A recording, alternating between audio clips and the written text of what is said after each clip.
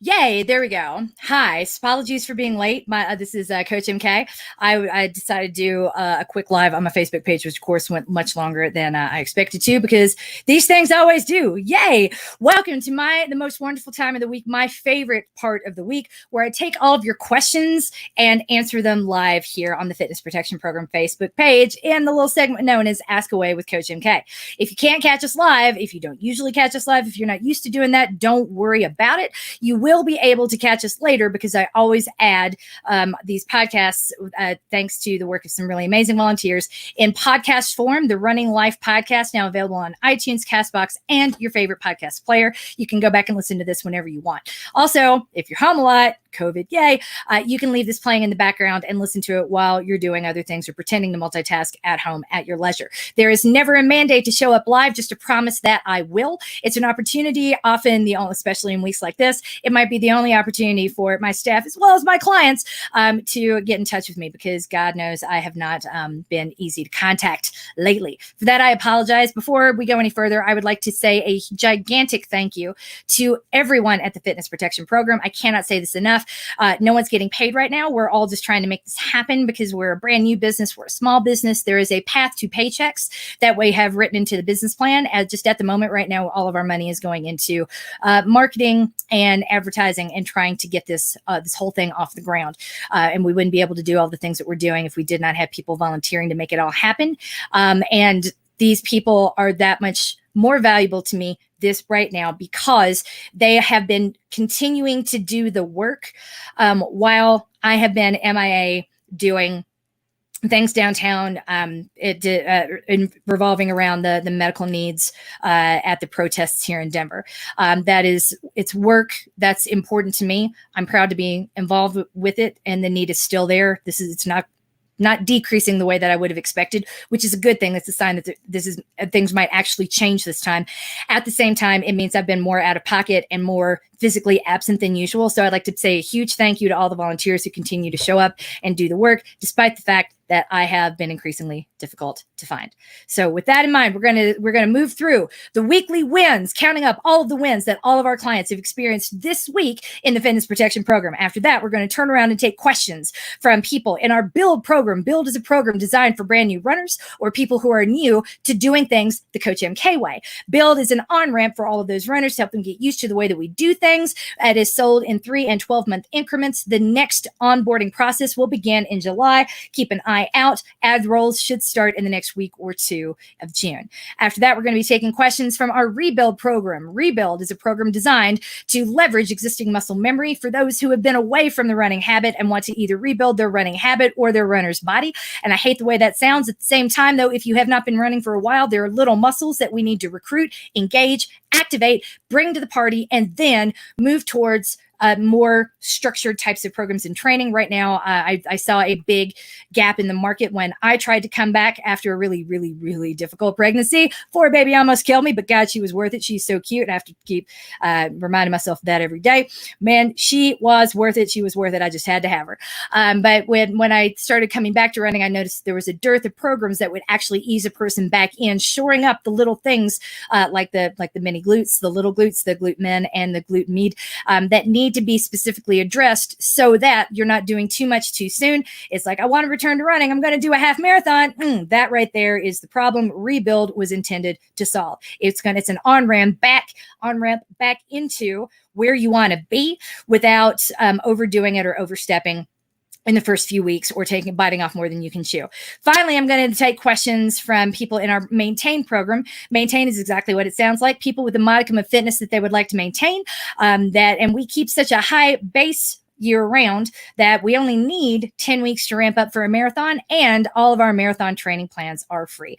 Everything in Fitness Protection Program is $30 per month, and always will be. You have all of our programs at your fingertips. You can decide, if I want more work this month, I'm going to go over to Maintain. We get rid of all the hierarchy. You're moving over to Maintain, or you're moving over to Rebuild, or you know what? Life has grabbed me by the face and hasn't let go. I'm going to move over to Runner Interrupted for a while and just be a Runner Interrupted. Enjoy the support that this program provides without the training plan in and of itself. That's our fourth and final program, Runner Interrupted, for runners whose journeys have been interrupted for any reason. We don't care why. We care that you have what you need while you need it during that period of interruption, because those times you need a coach the most are the times you are least able to get one. That has never made sense to me either. Runner Interrupted is to close that gap too.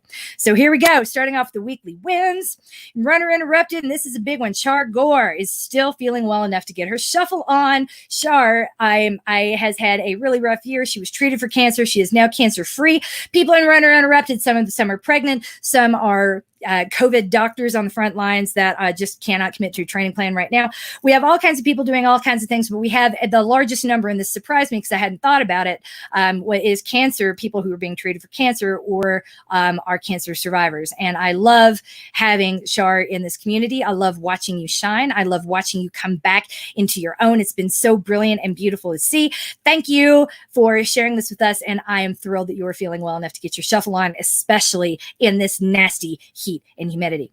Over in Build, I don't know if you heard, but Coach Nakia is still younger than you despite having a birthday this week. Thank you, Spring Chicken. She is all of like 26, I think, maybe. Really, or maybe 16. I can't remember. I think it ends with, it's a really small number. She's young enough to be my child. She is amazing and wonderful. She is a leader in her own right. We love having you here. We love that you are with us and in this community because, God, your charisma just radiates through all of our programs. You are everything I want this company to be about, and I love having you here. Thank you. Thank you. Happy birthday to you, Coach Nakia.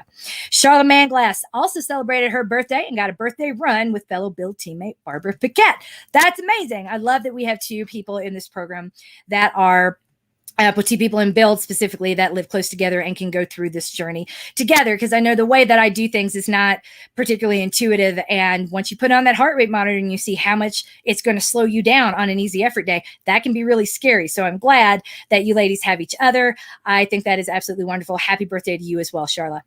In Rebuild, Christine Lancaster, who has had worse luck physiologically than anyone I have ever met. Oh my gosh, she does not deserve what the load that she has been carrying. But Christine Lancaster has had her highest mileage week since her most recent injury. I am thrilled for that. I am thrilled for you, Christine. Oh my gosh. Thank you and congratulations. No one deserves it more than you. No one has been more tenacious or worked harder or struggled with more. And this is exactly what you deserve. It is wonderful. Thank you for sharing it so that we can all celebrate with you. Congratulations, Christine.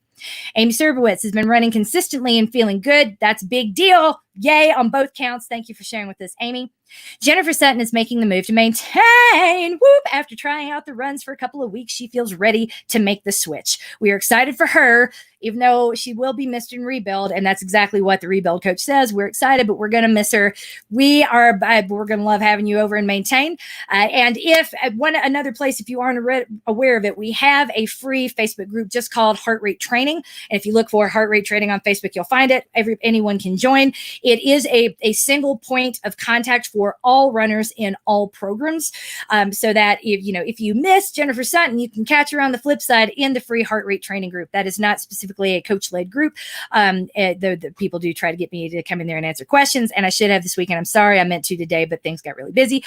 All that just to say that if you are not aware of it, go join the Heart Rate Training group. You won't have to miss Jennifer Sutton too much, especially if we can get her in there. Finally, Christian Fraser broke out her spinning wheel this week. What? She's a woman of many talents.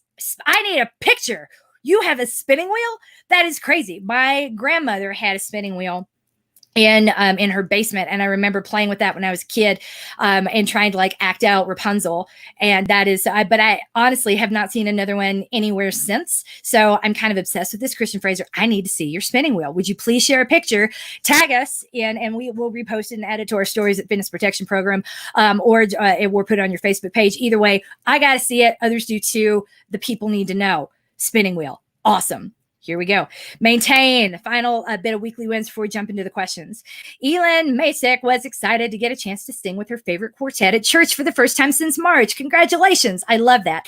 Elin lives in Georgia, and I know that they are opening up at a faster rate than other states. I'm glad you were able to participate and be with the people that you love so much. That's wonderful. It's wonderful. Amy Lucas had a great 10-mile run with her best running friends and got a great breakfast as a finish. That's cool. Oh my gosh, I need a good breakfast. Some days I'm not.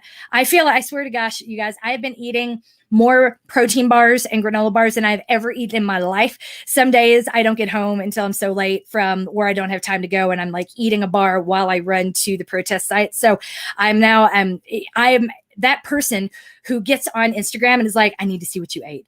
I need food. So if you have a great breakfast like that, share it with me, someone who needs to see it. Because if a day you had a breakfast, I guarantee is a day that I did not. Trish Thorne has discovered that throwing in pickups make an amazing way to social distance when needed on this run. I would love to know what you're socially distancing from, not just from people, but also if there's something you're just trying to.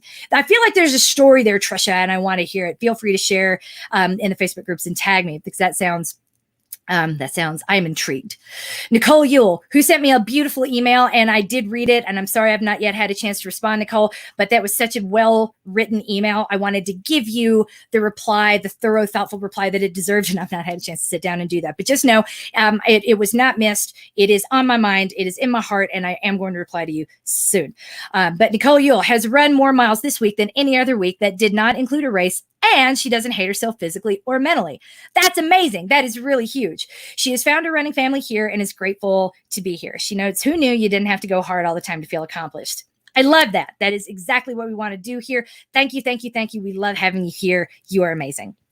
Carissa Hatling finished her quarantine marathon, and boy, that was exciting. I love seeing the finish there. We're gonna repost that picture. We've gotten away from winning at life because there's been a lot going on, but I feel like that absolutely is winning at life. And we know not to put the racers or the marathoners up on a pedestal above the others. It's not how it works. But finishing a marathon is an accomplishment. Whenever you have, that's why we take the time to announce the weekly wins at the beginning. We want to celebrate with you. We want to count those wins. If there's something that you're particularly proud of, let us know and we will share it on our platforms too. But I know I'm going to be looking for photos of Carissa's quarantine marathon and sharing that too. Not least of which, because she lives in Montana, and any pictures she would have taken on her marathon would have been some of the prettiest marathon scenery photos you have ever seen. Erin Nason did a 5K time trial for fun on the track and beat her EAT predicted time by 35 seconds, even though it was way hotter now than when she did her EAT. And she got her sister to join Rebuild. Woo! I saw that purchase this week and wondered where that came from. That makes me so happy. Thank you, thank you, thank you on all counts. Congratulations. The EAT, if you haven't heard of it, you're not missing anything yet. It comes up in the marathon plans. It's something to worry about later. It became something that was the focus was too much when I first introduced it. So we kind of scale it back and put it to the side. But just know that once you've done an EAT, you'll understand what people are talking about and that this is such a big deal. So congratulations there, Erin. Lisa Anderson celebrated her birthday this week with a birthday run with her husband and daughter. Lots of birthdays. Happy birthday to you, Lisa. And Daniel, whose grandmother passed a few weeks ago. I'm glad to see you back in the weekly wins. I'm glad to see you participating. I know, how hard that was, especially on top of all your international travel lately. So our hearts are still with you, Dan. And I'm thrilled to see that you've moved your run to the morning and we're still able to keep your heart rate exactly where it needed to be. We're just wrapping ourselves, all the love, all the hugs, all around you in this time. I'm glad to see you back. I'm glad to see you running. And some things we never totally heal from, but I'm glad that you are able to get what you need right now. Moving on to the questions in Build. So let me pull this up.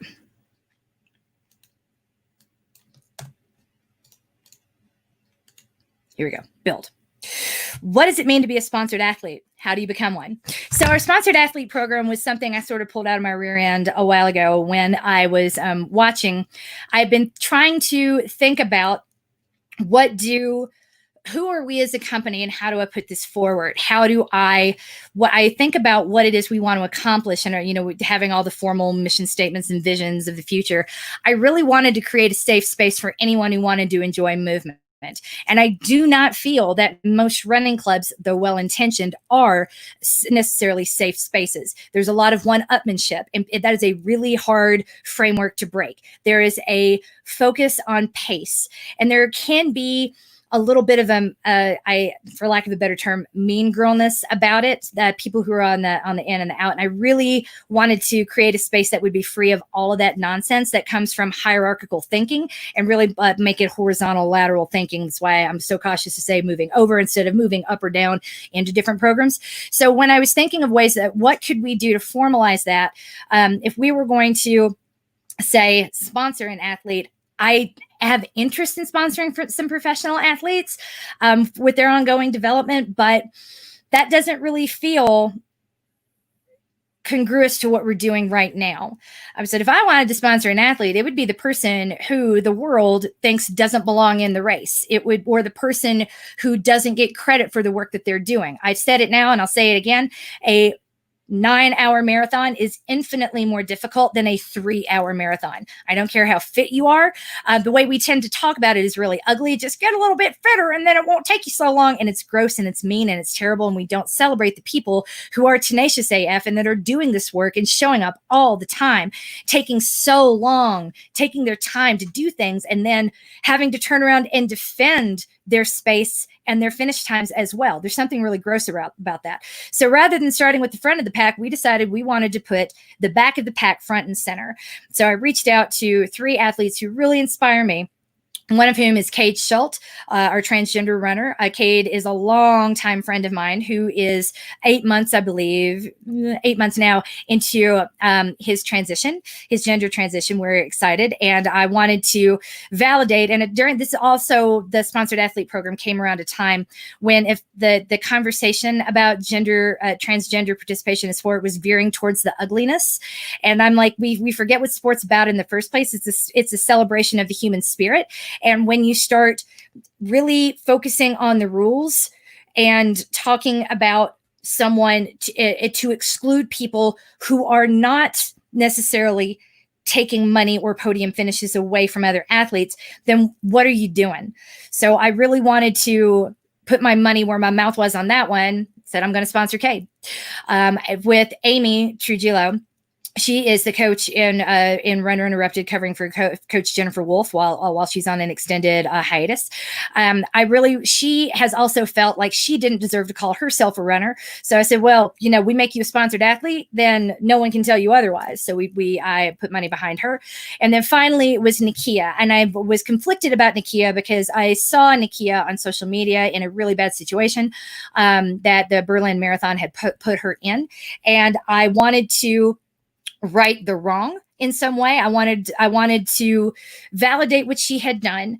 I wanted to tell her that if let me coach you, I'm going to coach you one-on-one. I don't do that anymore and I don't sell it and I don't, but I want to coach you one-on-one for free. I want to have your back. So the next time something like this happens, I can go like full tilt Karen on that race, the director and everyone involved, and speak on your behalf and really fight in ways that you probably aren't safe to do because people have to listen to me because I'm in this industry. I want to put the full weight of my company behind you. So with that, I started training her one-on-one, and then eventually was like, well, let's formalize this in a different way and make you a sponsored athlete. Then finally, when the need arose, we had some staff changes here at Fitness Protection. I took one job and split it into 5 little smaller jobs and asked Nikia to take that over and be the coach for Build. That was not my intention, but in a time when we were looking to make some changes, we ended up embedding some of our sponsored athletes into the fabric, the day-to-day operations of the company. So I tell you that to tell you this. What does it mean? It means that we pay for their race entries up to a certain dollar amount each year. We sponsor their training, so they don't pay anything to be here. We comp them completely, and we pay again their race entry fees for events like 3 days at the fair. We would have paid their entry as well as a stipend for travel and food. So we're hoping that what we're able to offer them will grow in tandem with the company.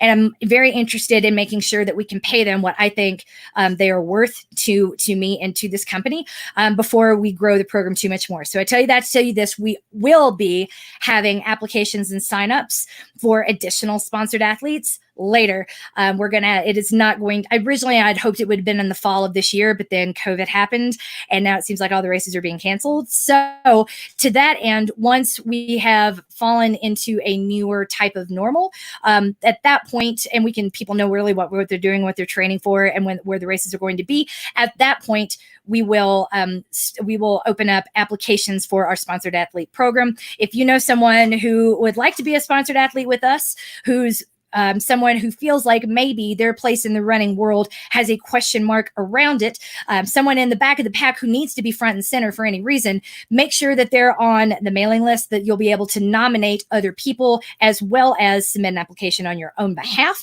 We're going to have multiple ways to do it. That, again, is going to be coming later, and it's not going to be for fall races like I'd originally intended. But the final note that this would be part of our marketing arm. This is where it's coming out of our marketing budget, because when we've paid for you, our sponsored athletes, to enter a race, we expect them to be like wearing our signage head to toe, promoting us on training runs, and making sure that it's in their bio as well, and that we think that they represent the best of what running could be and what our community has to offer. So we really want them clearly identified as part of us, and that we do that relationship. We do not see that the need for that to be exclusive in any way. I know that Coach Nakia also received some sponsorships from Spy Belt, Pro Compression, and maybe Nathan.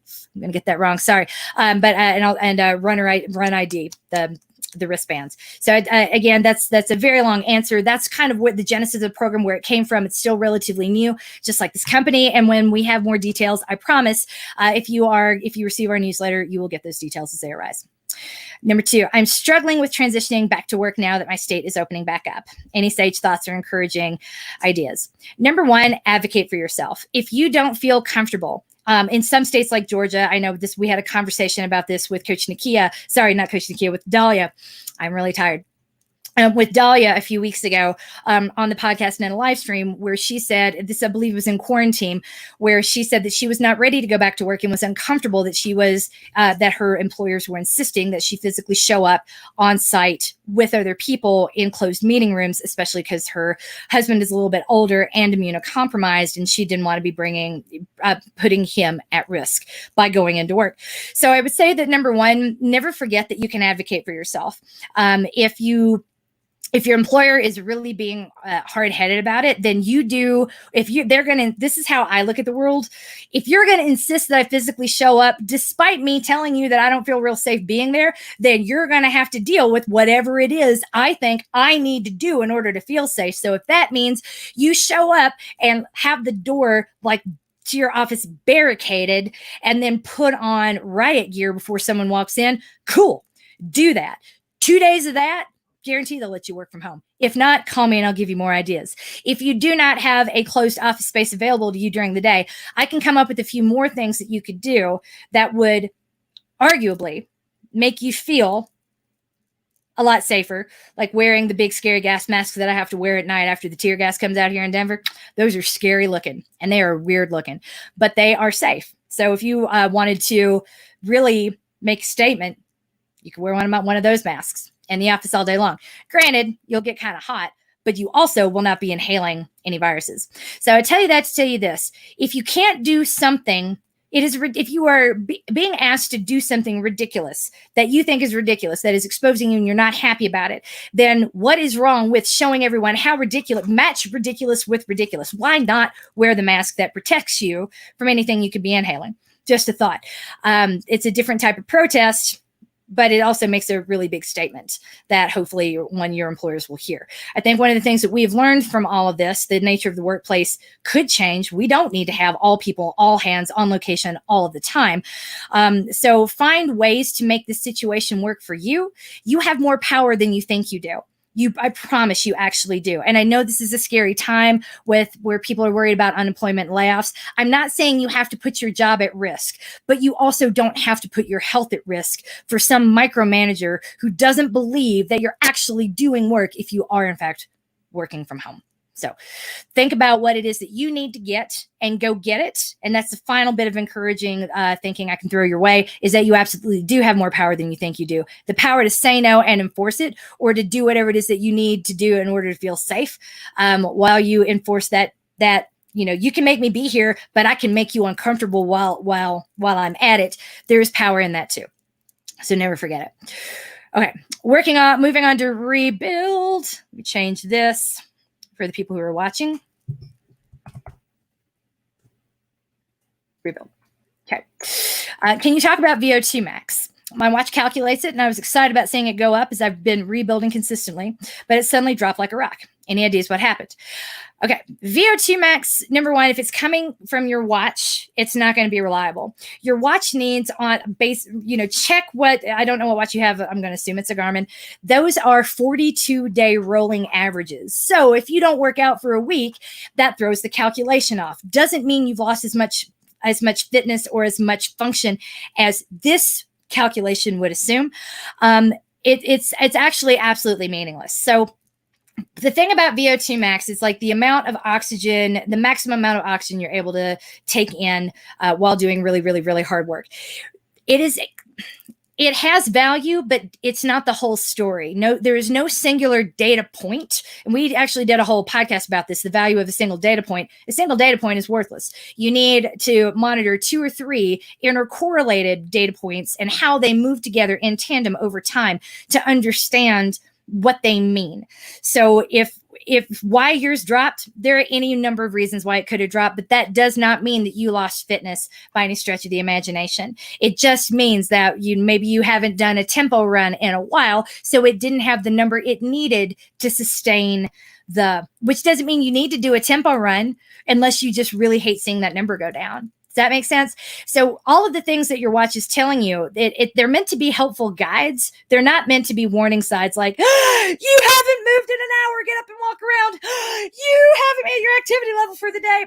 A lot of that's nonsense. Like we know that the whole 10,000 steps per day was made up. It was completely made up. I can point you to the studies. Like it was self-selecting study. And any first year medical student could tear it apart. So I tell you that to tell you this. What happened is nothing worth worrying about. It's one piece of the puzzle. It was one algorithm that didn't have the data inputs that it needed to run appropriately. So all it could do was say, well, I guess you've lost your VO2 max. Chances are if you were to go out and do either an EAT or a really hard workout, that number would shoot right back up. Anything that fitness does not rise and fall like that. Biology doesn't work that way. There are no shortcuts. You'll hear me say that a lot. So there's no way you can gain fitness overnight, but the comforting part is you can't lose it overnight either. It will certainly not drop like a rock, even if you're injured. When you're injured, you're still fit and you're losing fitness at a certain rate, but it's not going to drop like a rock, even if you feel bad because you say hurt your ankle and you haven't run in 2 weeks. So the less we can worry about VO2 max, the better, because at the end of the day, the person with the highest VO2 max doesn't necessarily win the race. And we know that too. The example I like to give is my CrossFitting friend. She has a super high VO2 max, much higher than mine, and she can bench press much more than me. She can lift me off the ground with like one hand very easily, but I can run a mile and she can't. Like trying to run a mile like destroys her. She can't stand it. So VO2 max does not tell us anything about endurance or training or preparation whatsoever. So I would say don't worry about it. I have all those functions turned off in my watch, by the way, for that reason. I don't seem to be adapting to the heat as well as I do normally. Do you have any suggestions how to help speed the adaptations along? Well, part of that is probably not you, to be honest. We're in the middle of a pandemic that hasn't gone away. If you have kids at home, if you're working from home, if things feel a little abnormal, that's a thing too. All of that's very legitimate and very, very, very real. The reason this is not like previous summers is because this is nothing like previous summers. So I really wouldn't worry about your body or your fitness, but what I would say is don't make anything harder on yourself than you need to. If you can get up and run before dawn, if you can get inside and get on a treadmill and run in air conditioning, why not do that? You'll go a lot faster. You'll feel a lot better. And at the end of the day, it's not less than in any way. We don't have to pick the hardest path forward in order to get training benefits. And I guarantee that you're not losing as much as you think you are, and you're adapting just fine. What we need to account for is the additional stress load that you are carrying right now, again, in the middle of the pandemic. And I don't need to remind you that that's where we are, but we also can't pretend that those effects from the pandemic are not very, very, very real. So that's my biggest suggestion is try not to read anything into it or draw any conclusions about yourself or your fitness from it, because you're not comparing apples to apples when you compare this summer to any other summer that's ever happened. Okay, moving on to, where'd it go? I thought I had all these ready, and I don't. Let me edit this. Maintain. Oh, got some questions here. Evening, MK. Can you touch on fueling in the context of the warmer weather? How far in advance of my run should I start drinking? At what sort of volume? Assume I properly hydrated overnight. So the thing is, you're not a camel and you can't really store it. So hydration is an ongoing thing. I know that I did my run earlier in the day today before I realized I was going to have to go back out, and I'm going to be needed at a different protest at a different side of town later today. So I have been drinking coconut water like crazy with a little bit of lime and some sea salt in it, just trying to make sure that I got back what I would have lost in my 91-degree run earlier before I go back out again. The human body, when it comes to fluid intake, what you're really limited by is what your kidneys are able to process. Anything your kidneys can't process yet is going to sit in your stomach. And that's really about 4 cups of fluid per hour if your body's at rest. And that's not a lot. That's a lot less than you would think. This is where the whole sip, sip, sip, don't gulp comes from. So I would tell you this, make sure that you're constantly sipping on something that has electrolytes in it, because sipping on water constantly 24/7, though it is good, you could be overdoing it and washing out trace minerals. You could be accelerating your dehydration rather than hydrating more. So be cognizant of what it is you're intaking. More is not always categorically de facto better.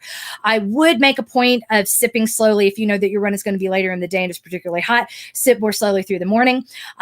Once upon a time, I would roll out of bed and go for my run because it was the only time of the day I could. I did not have time to eat breakfast, wait for it to digest, and then go for a run. And I would say the same rules apply now. Do not try to force down fluids right before going on a run. You're not a camel. It's just going to slosh around in your belly. That can make you sick. And if you vomit, that will dehydrate you. And that kind of dehydration takes minimum 3 days to sort itself out. So anything that you try to force yourself to do unnaturally is going to bite you eventually. So whatever it is that you're probably doing is fine. Trying to force something or remember to do something, not fine, and don't worry about it. Final note, I like to do my runs now with the Camelback. I've never done this before, but I've also not been this stressed out.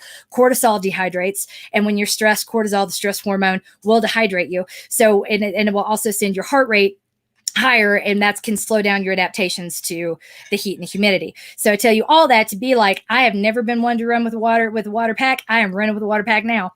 I'm doing it all the time, and I'm sipping slowly as I go. By the time I start to feel a little bit of something in my mouth or in the back of my throat, because there's a lot of pollen out there now too. So my body's having to produce more mucus to clean out all the pollen. So I'm like a little man everywhere I go. So try not to judge yourself if that's everything in this world is conspiring against you right now. So don't read into it, and don't let yourself be overwhelmed. Any signs to look for that I may be drinking too little versus just having a crappy run? 30 minutes prior, I had 16 ounces of caffeine water. During the run, I had a total of 8 ounces of Gatorade, finishing it all by 100 minutes in. Could I do anything better? You know what? If that worked for you, I say keep doing it. I can't stand Gatorade because of the sugar. It's like, it just makes me so thirsty. All I can think about is I need more water to wash this taste out of my mouth. So why? But I also know a whole lot of people are like, oh my gosh, that's like backwash. I can't possibly drink coconut water. That's so disgusting. Cool. I get it. That's fine. Find what works for you and keep doing it. Also, we can have another conversation about this. I can bring out our chief nutrition officer, Dahlia Kinsey, to discuss this. But chances are pretty good. If you think that what you just described worked for you, don't fix it if it ain't broken. I don't see anything to improve there. What I usually tell people is something that you have clearly addressed. Hydration is not something that we start the morning of the race or the morning of the workout. It's an ongoing process. So as long as you remember that day in, day out, what you do 2 or 3 days before the run, the night before the run, that all matters more than what you did the morning of. And that's why, because of the trace minerals, washing them out versus building them up. And it sounds like you're doing all the right things. I would change nothing if this truly does work for you. Okay, that made me thirsty. Evening, MK, can you touch on stretching, warm-up, cool-down? In context of Saturday's long run, what would be a reasonable stretching or warm-up routine before and after? Is it more important to stretch before or after, or both important? So I don't really talk much about stretching, and here's why. I have watched people tear meniscus in their hips. I have watched them do real damage. One of the things that's hard in an online group program like this is that I have to give the most careful and cautious coaching cues possible. Meaning, I've thought about what what a person would consider overachieving to be, and tried to mitigate it whenever possible. This is almost impossible to do in stretching. So to that end, I moved away from it and was like, we're going to have dynamic warm-ups in the form of silly toes that are going to get your tendons, joints, and ligaments ready to go.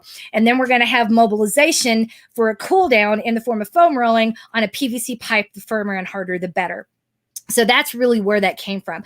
The only other real stretches that I would add to it is a calf stretch, which you can do on the stairs. Put the ball of your feet on the edge of the stair and then like lift all the way up to like a pirouette and then lower all the way down, really trying to keep that heel in line, because the ball of your foot, you will find yourself rocking back and forth, and we don't want that. We really want to like lift and lower to stretch the calves. Beyond that, I don't really talk much about stretching, and that's why. Doesn't mean you can't do it, but we also happen to have someone on our staff who is getting certified in yoga, and I'm quite certain once that certification is obtained, we might be talking a bit more about stretching. Coach Nakia is also a big devotee of yoga, and she's getting certified in TRX. So we might be trying to find ways to leverage all of the talents and the skill sets of people at Fitness Protection in ways that benefit you and also benefit them. So, but for now, just know that I have the worst time getting anyone to actually do the warm up and the cool down. So if you can just do the silly toes and the foam rolling technique, like you were already so far ahead of the game, like ask me for more after you're doing both of those consistently and not a minute sooner. There we go. I've been running regularly since August. Something happened in the past 2 weeks and my running came to a screeching halt. I've been mixing your maintain workouts with Peloton app treadmill runs. And by the way, I'm obsessed with the Peloton treadmill. They're so expensive, you guys, but they are amazeballs. If you have the space and the money, they're worth it. I don't have the space for a treadmill, but if I did, I would be making the space and finding the money for the Peloton tread. It is incredible. So you have one. I am jealous. And hit my highest monthly mileage in April. I felt great from a running standpoint until about 2 weeks ago. All of a sudden, I just didn't want to go anymore. Running and meditation are my stress relievers, and it has certainly been a stress relief during these hard months. I'm so tired. I haven't slept well since January. I've tried melatonin, L-theanine, magnesium, but still struggle to sleep. I'm sure this is part of it, but now my heart rate is high during the day just walking around the house. This morning while I was cooking, my heart rate was 97. My resting heart rate for reference in the low 50s, sometimes in the high 40s. So my 140 pace is about 11 minutes per mile. But now the heart rate's up and the pace is down. Any idea what's going on? I feel like I've been running on adrenaline for months and now I've had a big crash. But would this cause my heart rate to be elevated like this? Yes. I'm hydrated. Any tips to recover from this and find my groove again would be much appreciated. Also, for sleeping, I've controlled all the variables I can. So I trust you on all that, and I believe you. It sounds like what's happening is I call it just short circuiting because I don't have the appropriate medical term for it. Your central nervous system regulates everything from homeostasis in your pituitary gland to the adrenaline that is produced in your adrenaline gland. So if you really have been, this could be the beginning of menopause or perimenopause, which would come with, hormonal changes that make it really hard to sleep. It also could just be like hella stress and anxiety. And to really isolate what's going on, you need to see your PCP, your primary care provider, your doctor, and mention this to them, because I was in a similar situation a while ago, and Lexapro fixed it like that. Lexapro, what it serves to do is calm down the central nervous system. Not so forcibly that you can't feel feelings, but it's if you feel like your fight or flight is perpetually on in flight mode, this sort of like flips the switch and keeps it at a more sustainable place. It's also not something that you are necessarily expected to be on for like the rest of your life. Her prediction for me, I think she said was 4 to 6 months. And then so I'm not trying to like tell you specifically go ask for this, but just know that what you're experiencing, you might need some sort of assistance in the form of an anti-anxiety drug or an antidepressant, which depression, it's not to be like, I'm not sad. Depression literally depresses brain function and central nervous system function. So all we're doing is trying to mitigate that compression, that depression. Does that make sense? We're going to meet that downward force with some upward force to stabilize and buoy your central nervous system. So that's where I would go with that next, especially if you have a doctor that is decent and who listens when you speak. You can also go back and listen to some of my previous podcasts where I talk about my experience taking baby steps into Lexapro. I've been in therapy for a really long time, but even my therapist didn't necessarily think that I was overly anxious or depressed until I started listing, my can't run for more than 80 minutes. I hit a wall. I'm having trouble sleeping. It sounded a lot like this. My heart rate is elevated from the time I wake up till the time I go to bed, and I don't know why. I'm not getting any training benefit. Well, I mean, my central nervous system was so overstimulated and so bombarded that, of course, my muscles weren't able to train. Everything was already on high alert. So trying to get more out of them wasn't going to happen. And that could be where you are right now. So I rather than thinking that you're doing something wrong, what I would really want you to focus on now is taking care of yourself as much as possible and seeing if maybe we could get some assistance to or have a medical professional look at what is happening or what could be happening with your central nervous system. And you just know that whatever it is they give you is probably something similar to what I'm doing. So you're literally getting on the MK plan. I'm not trying to glorify drugs here. I'm trying to destigmatize them and assure you that anything that they give you is something that I've probably taken at one point or another, and that has kept me up, or meaning like upright and moving forward through all of the things that life has thrown at me at one time or another. So that would be my guess. You're not making it up. This is not just in your head. This is really happening. You are carrying a load in some way that has something in your life. Your body's having a very rational response to it, which is why your central nervous system is bombarded. It doesn't work that way. Your brain can't make these things up. Whatever that is stressing you, that stressor in your life is real. So let's just get some support until the stressor itself has totally passed, and also give your primary care provider an opportunity to cancel out some of the white noise, maybe with a Lexapro or a Celexa or Wellbutrin. There are a variety of like low level things that literally they give it to you to turn off the white noise so they can see what the medical problem actually is underneath. So that's what I have to say about that. So I don't think it's anything you're doing wrong, other than I think maybe you're asking the wrong question. I don't think there's anything wrong with you. I think there's something wrong with the load that you have been asked to carry and manage right now. It's abnormal. It's abnormal for all of us. It really is. Are there any slow burn classes going on this year? I'm really hoping to start one in September. That is the tentative belief. COVID threw things for a loop. The staff changes threw things for a loop. And now the protests have kind of, eaten up the past month in a way that I didn't see coming. So I tell you that to be like, we have not forgotten about everyone who made donations. We have not forgotten about everyone in slow burn. If you are like, I don't want to wait for the next one, I want to do it on my own and I want to do it now, reach out to me and that's fine. I've already got one person doing that at the moment. I have not forgotten about you guys. I promise we're going to come back as soon as we can and as soon as it makes sense, but I really don't think that that's going to be before August or September. I'm currently going on the assumption that 3 days at the fair is likely not to happen in October. Me too.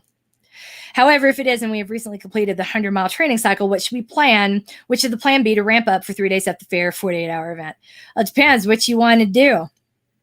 I think you'd be fine to start, to stay and maintain. And really, realistically, we only need, if you want to do 100 miles in 48 hours, it depends on how you want to do it. If you wanted to do the same thing you did again, we won't need more than 12 weeks to ramp up to it. I would say just keep doing what you're doing. Think about what you want to do at the 48-hour event, and then let's have some conversations about it. So, because that, you could do a lot. You could do a lot, but plan to start your ramp up in July. If 3 days at the fair is not going to happen, I still have the code buried somewhere for slow burn from last year's fundraiser. Is there a plan for slow burn to run sometime this fall? It seems like a great alternative to ultra training. I think it's a terrific alternative to ultra training, but you're still going to have to do the 2-a-days if you're planning on doing an ultra towards the end of it. So we can talk about all the different options for putting that together. I'm assuming that this is someone in the 3 days at the fair Facebook page. Susan, remind me, and we'll do like a little meeting and talk to people about their options as I need to get through the 26th. Once I get through June 26th, I'll have bandwidth to think about that. So let's plan to do that on, after, as soon as possible after June 26th. After 3 months of working from home in quarantine, I'm finding that I don't like how I look in my clothes and I'm feeling kind of sluggish. I'd like to lose some weight so my clothes fit again. I feel you. Do you have any tips of better ways to lose weight? Normally, I would do some sort of 30-day super healthy restrictive thing, but listening to you and Dahlia, it seems like that might not be the best option. What do you do when you've wanted to lose the last few pounds of baby weight? Honestly, when the times that I've wanted to lose more weight, whenever it has come down to what have I not been doing? And in those times, like either I'm recovering from a baby, I've probably not been taking care of myself. I've been taking care of the baby. I try to, that is when I try to wait until I'm in a place where I can allocate a little more time towards me and towards my self-care, because trying to do more sooner is likely to frustrate you and fail. And the last thing you need to do is feel bad about not being able to do the things you want to do, on top of not being able to wear the things that you want to wear and maybe not eat the things that you want to eat. So when I think about losing weight, I think about that making the space to run more regularly, or to just get out and move more regularly. I make the space in my calendar to think ahead to have healthy food options around.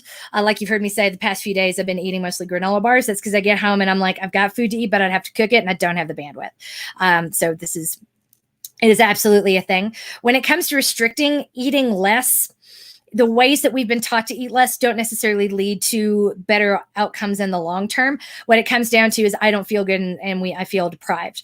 So let's find what I would think about finding ways to, rather than making a list of what you're not going to do, I would start with a list of what you are going to do.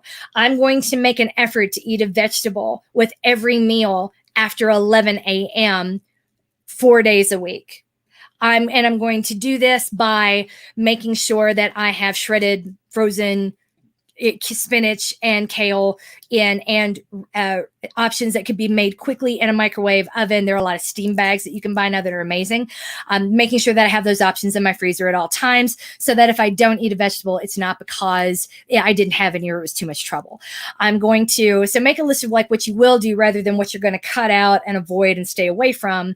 And that is usually a better, safer, and healthier place to start than making a list of all the restrictions. So I start there. This is what I'm going to do. I'm going to forcefully in the calendar make more time and talk to my partner about it to make sure that I can get the warm up and the cool down and the entirety and the strength, because building a little bit of muscle goes a really long way. That's the sort of thing that I would focus on, making sure that you're doing all of the things for you rather than cutting out all of the things that we think of as bad. That makes sense. So I know that doesn't feel like a very firm roadmap, but it's more important to have a proper framework than a proper roadmap. You probably know what it is you're not doing, or what like me, I could have had. There's this birthday cake granola that is gluten-free that Costco has right now. That stuff is delicious and it's amazing. And I can eat the whole bag standing up once I go into it. But once I had done that for 3 or 4 days, it felt kind of gross for a couple of days because sugar fires up my arthritis in this finger really badly. I would be like, yeah, I can do without it.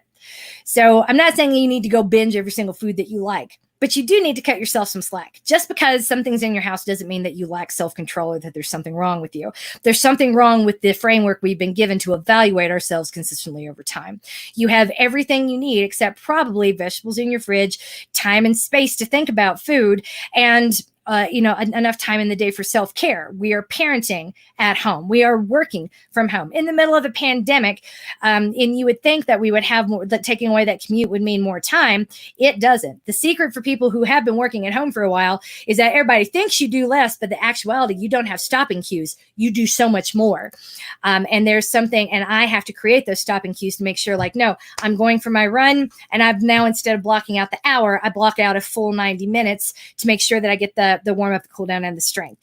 I make sure that I have a stopping cue somewhere in my calendar so I have enough time to throw together dinner, not cook it. It is absolutely always like heated up and assembled, but I make time to assemble my meal, regardless of what's happening around, before the protest anyway. So I feel like that would be a better place to start, because remember, the little things that we do to care for ourselves go so much further than restrictions ever possibly could. So if you want more tips, just let me know. But those are kind of the big ones. And remember that if you feel the need to eat after 9 a.m., after 9 a.m., after 9 p.m., then that is usually, especially if it's something sugary that you're craving, that's usually hormone related too. So with that, that's all the questions for Maintain. There is a question from the general heart rate group that's been thrown my way. Is there a way to purchase the monthly plan on Training Peaks without subscribing to Fitness Protection? Yeah, but you're going to pay a lot more for it. And then you're going to have to remember to go back and buy it. So it's $30 a month of Fitness Protection. If you buy the plan itself through Training Peaks, then it's $45 per month, and you don't get to interact with me or ask me questions. Just saying. Subscribing to Fitness Protection is where it's at. I'm going to come over here to the comments and try to clean some of these out before we're done for the night. I know. Oh, she 29? Oh my God. Coach so fast. No one can keep up with this mouth of mine, y'all. Thank you. I think what I'm doing is important right now too. The Patreon page, do I have one? No, but let's see. I don't know where Patreon page for what. If you're still here, Nicole, tell me what that was in reference to. Sorry, I missed it a while ago. 10,000 steps shows me as a kanji symbol for 10,000 looks like a runner. It's true, it does. Hey, Lisa. Can you overdo electrolyte drinks? Yes, you really can. And mainly because like when you're really, really thirsty and you buy that, you're so thirsty that you feel it. You really got to let it sit. It takes a while for all of that to hit your stomach, be filtered through your kidneys and then hit your bloodstream. So the tendency is to be like, I'm so thirsty, and pour like a whole liter of something down your gullet. Again, just try to sip when you come back in, like maybe like gulp down what you need to do, take a deep breath, and then continue to sip the rest as you go through, the cool down, the stretching, the shower, whatever. That's basically how I would approach it. So I'm not worried about overdoing it. Like it's the danger of hypertremia. Not that. I don't look at it that way. And most of us really don't need to. But it's just sort of like there is more categorically de facto necessarily better. Nah, not really. Why drink 3 when one will do? Those things are expensive. Running shoe recommendations for what specifically? I got all kinds of. I run in Ons and I love them. I have their new street line that is actually not bad. It's a little more stability than I would normally like, but with all the run commuting I've been doing, combined with the marching, I'm taking somewhere like 40,000 steps a day right now. So. Which is a lot more. That's almost double the time on my feet that I was already doing in a week when I was running 42 miles. So it's just a lot more time on my feet. And so it's not specifically a stability shoe, but it does have a lot less give than I'm used to in a running shoe. And you really need that when you're going to be walking around, marching on concrete. So depends on, I can recommend all kinds of running shoes, but it depends on what you need the running shoe for and what to do. Yeah, Nordic Track is terrific. We used to have one of those when I was growing up. Lexapro is amazing. Jesus loves me. This I know, for he gave me Lexapro. Zoloft is great. Zoloft has helped several close friends of mine a lot. I can't say enough good things about it. It did not make them gain weight. It did not change their personality. The thing is that the stigma, Prozac Nation created a lot of stigma around the drugs because the category of antidepressants and SSRIs that were out in the 90s are night and day different than the options now. Back then, yeah, it would make you gain a lot of weight because that wasn't seen as a medical problem for women. It's like, but it fixes you. Who cares about the weight gain? Only for your PCP to be like, you gained a lot of weight. And it's just like this paradox that women couldn't get away from. So the drugs now, like Zoloft, Celexa, Wellbutrin, and Lexapro, are very light versions. They the way I think of it, they don't make my brain flatline, but I think of it like there's a storm brewing beneath me, and it's like I'm in a glass-bottomed boat. I'm aware of it. I can see it. I'm just not scared. That's a storm. So it really ups your grit and your resilience in a tangible, physical way. And there's something really brilliant about that. I wish it had been too. And I wish I could have got my mom to take them as well. I feel you. Sussex, like the Sussex County Fair. I'm assuming you mean Sussex County, New Jersey, and not the UK, Daniel, but I'm never quite sure. You gallivanting around the globe. Feeling deprived is never the answer. That is true.